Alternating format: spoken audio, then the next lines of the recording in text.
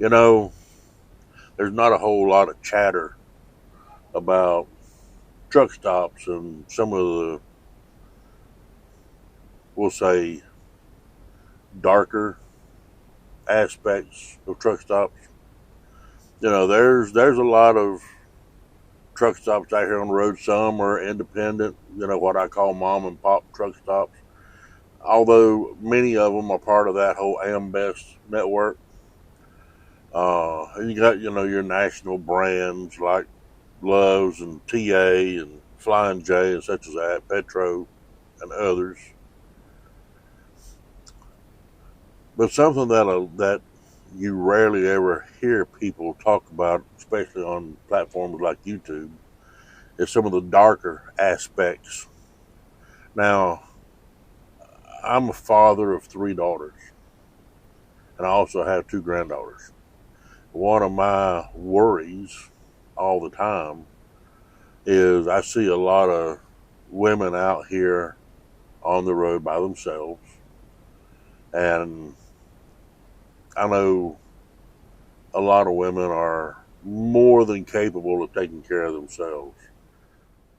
Some of the things that I personally have encountered and some of the things that I have seen over the years, you'll see, although it's not, a common occurrence, you will see some what I call shady deals going on from time to time. Some of it looks like it could be drug deals. Some of it you'll see like cars riding around out here in parking lots and strangers coming up trying to sell you their jewelry so they can buy gas. A lot of that jewelry is fake, it's like gold plated. Uh, some of them are selling firearms. You'll come across beggars. I think some of those are scammers. Just the other day, my wife and I uh, we were in Missouri. I forget which town it was, uh, but we were there in a Walmart parking lot, and there's a guy sitting in his car when we pulled up. This is early afternoon.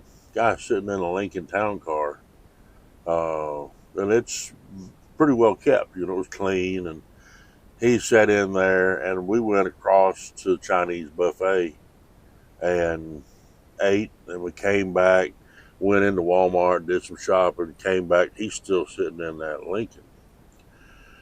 Well, then we sat for a couple more hours. He got out of the car eventually, and he went and stood on the street corner holding a sign asking for money. You know, how he was homeless and all of this. And a man sat in that car playing with a smartphone, and he drives a Lincoln Town car.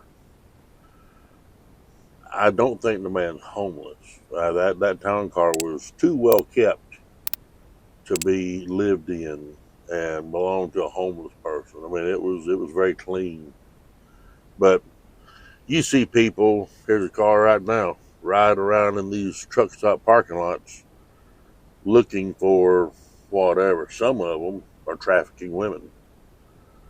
Some of them are trafficking, boys and girls.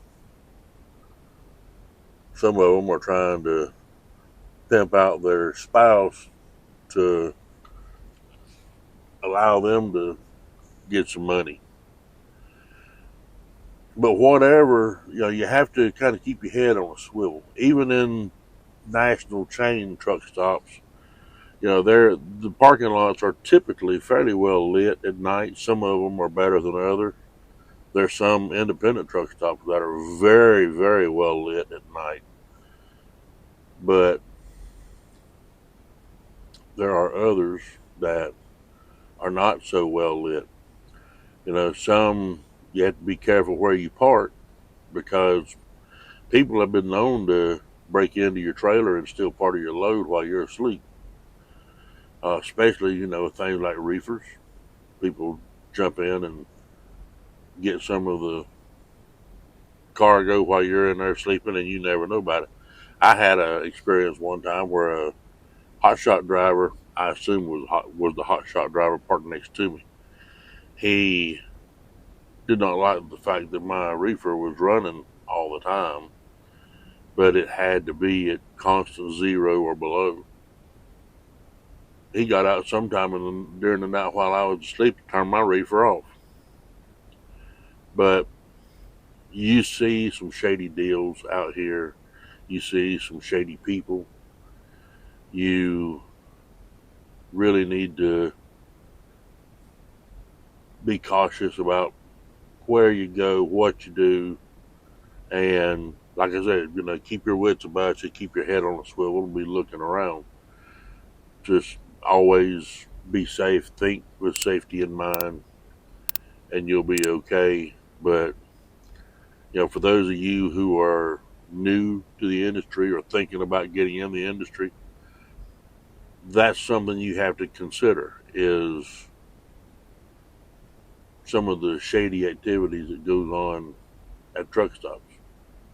So, food for thought. But you guys be safe, take care, and I'll see you down the road. Bye.